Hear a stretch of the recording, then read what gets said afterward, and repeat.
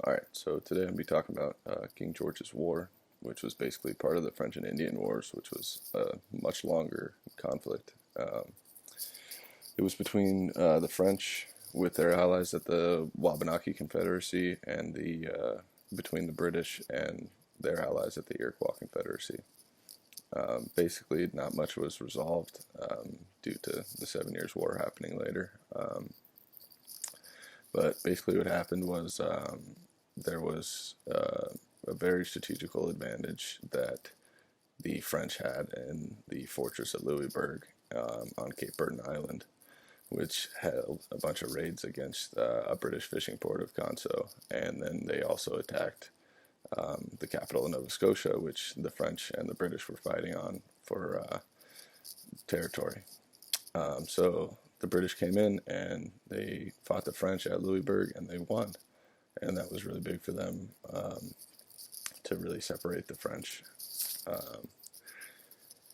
And then following the siege of Louisbourg, the French and their allies destroyed the village of Saratoga, New York, which killed and captured more than 100 of its inhabitants, and then all of the English settlements north of Albany were abandoned. So the French had some control up there, and they were also taking some of the Native Americans.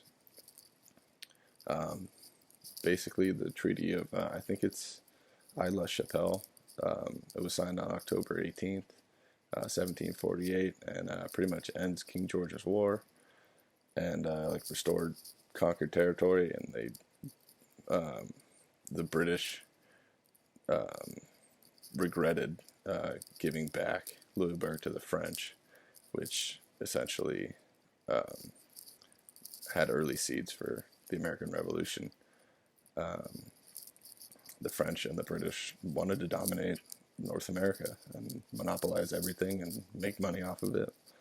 And not a lot of people talk about the Native American impact that it had on those people and what they thought that they were fighting for. And we'll get into that in the next section.